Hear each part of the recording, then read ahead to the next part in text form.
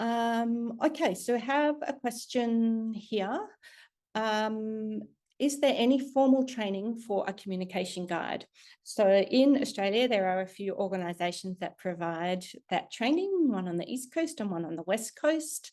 Can be up to several days of training around general deafblind awareness, training in various communication methods in deafblindness, and also some fairly intensive human guide training. So learning some principles of guiding someone safely, someone who has deafblindness, guiding them safely from point to point.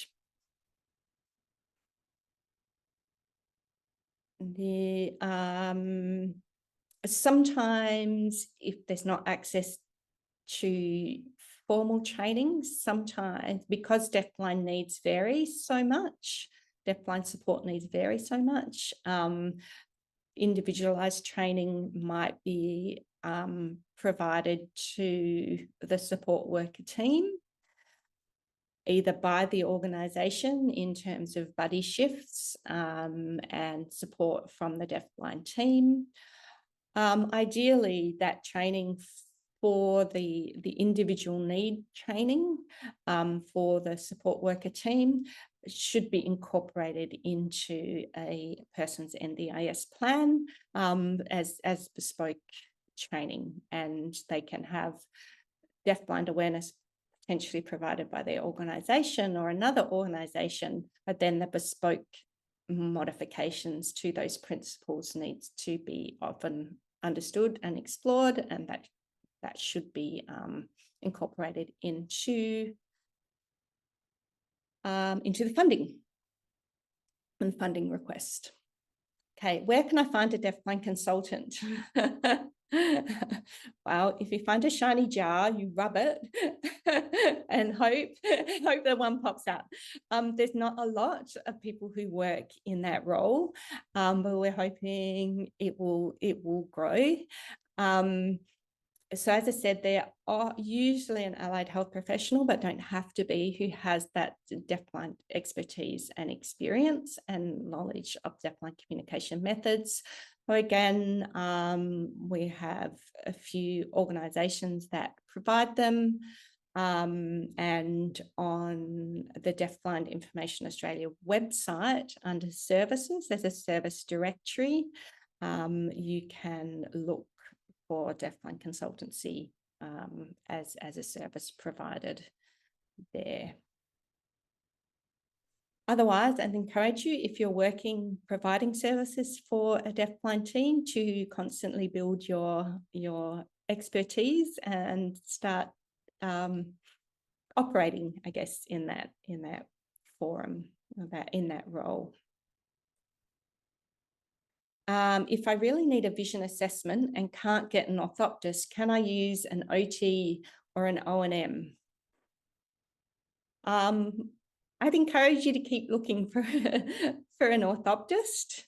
In the meantime, you could certainly seek opinions, but you would be wanting to seek the opinions of an OT who had quite a bit of deafblind experience, and an O&M with the same, because sometimes the way things look, the way things appear, or what you observe in the way someone with deafblindness does something doesn't necessarily mean it's the same as, well, it's often going to be different to the way a sighted hearing person does something, and different to the way that a person with blindness does something, and different to a way that a person with deafness does something. So you need to be careful about who you have those discussions with and get that information from.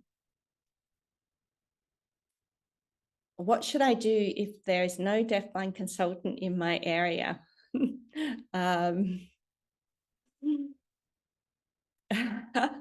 I think that's a systemic problem. So it could be advocating with the NDIS that you need one, and there aren't, that, you know, it's a sector shortage, and that we need to have processes in place for training and development of deafblind consultants. You can use a deafblind consultant remotely. So it's quite possible to use a telehealth kind of setup to get the expertise or access the expertise of a deafblind consultant. I'm going to, sorry, questions are flying in. Where could I get more information about training to become a deafblind consultant? So there's no formal training in Australia to deafblind consultancy. It tends to come about through working within a service who provides a lot of service to a range of clients with deafblindness and building up knowledge and expertise that way. There are some international courses that you can do to build deafblind knowledge. The University of Birmingham, I think. And then there's a university in the Netherlands as well. So there'd be sort of a master's degree in deafblindness. So it's a great way to accelerate your deafblind learning. But at the moment, there's no formal training in Australia.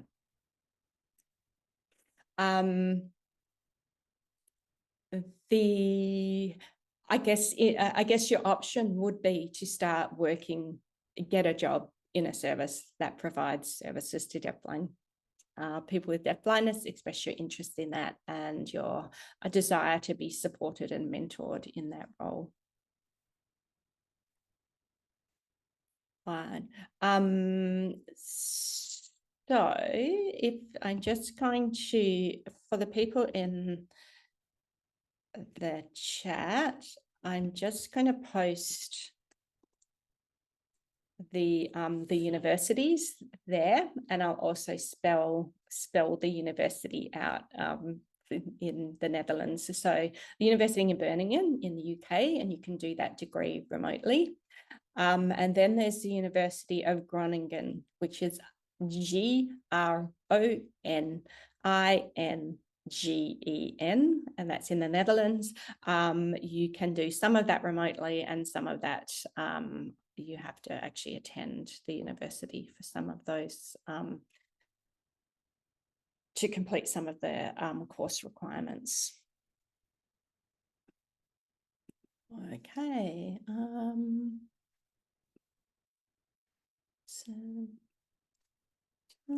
Sorry, just going through. Are there any states who have teachers of the deafblind?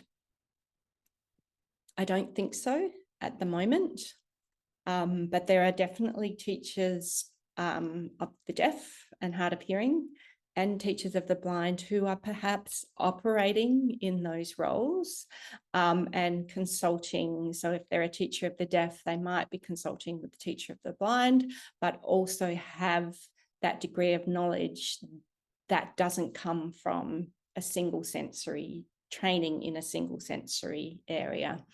And they've probably developed that through first experimenting and realizing that some of the strategies they've learned need modification or aren't relevant to that student, through their interest and own learning of pursuing and deafblindness. They might have worked with other students with deafblindness.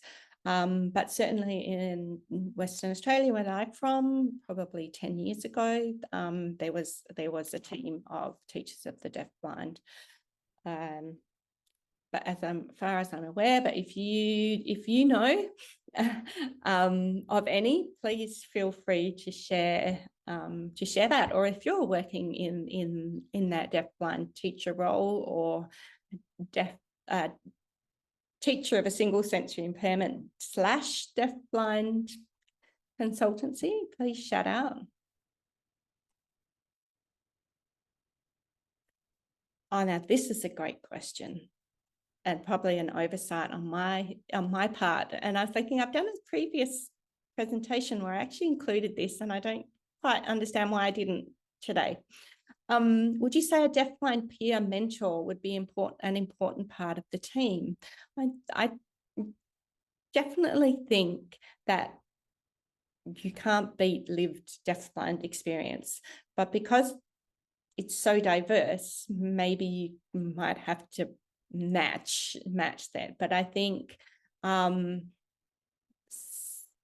who's deafblind can provide insights that nobody else can on the team. So definitely mentoring is really something to consider.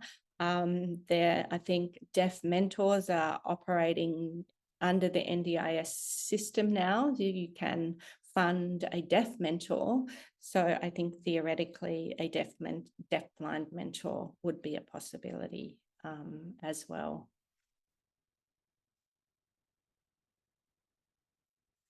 Okay. Just wait for a little bit there. No more questions. Oh, hang on. Here's another one.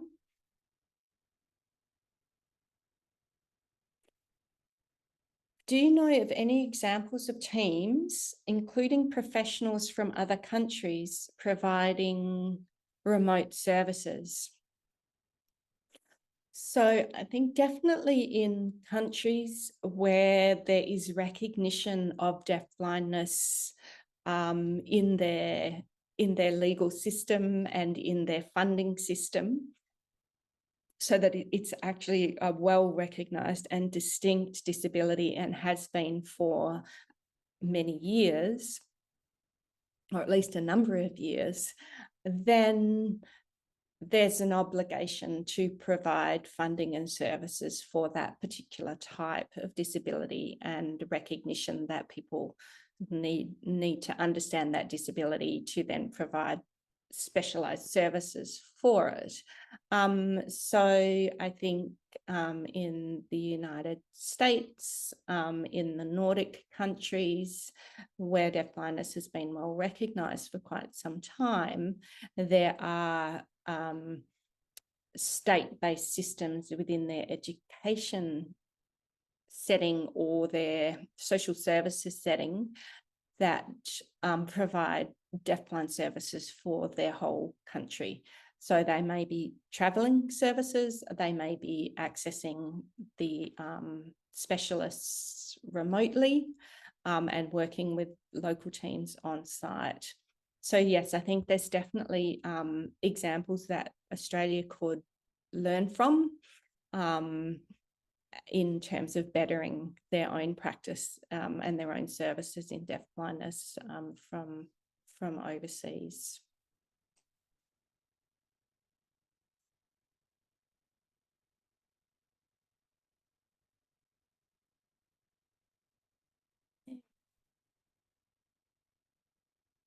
Ooh, okay. Well, thank you. I think that we'll wrap it up there. So questions have, oh no, hang on, I've missed one. How often do you think teams should meet? Oh, guess it depends on what's going on, how well things are going, how stable the team is. So if you have a lot of turnover of teams and team members, you need to meet more regularly to build that knowledge and build that consensus again and get the consistency. But if you have a very stable team where everybody knows what's going on, you don't need to meet as regularly. But certainly in the early stages, I'd probably say maybe monthly. So while you're gathering information or learning from that information, starting to implement strategies, you need to review them and report on them, and kind of choose your next steps forward. So I'd sort of say maybe start monthly and then spread it out if things are going well. But yeah, I don't think there's a set time or fixed time. I think it should be sort of flexible depending on the need.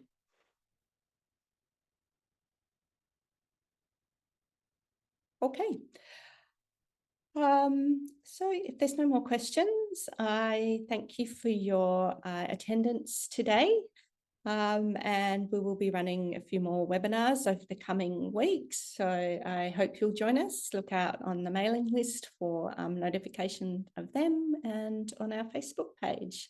So thank you and goodbye till next time.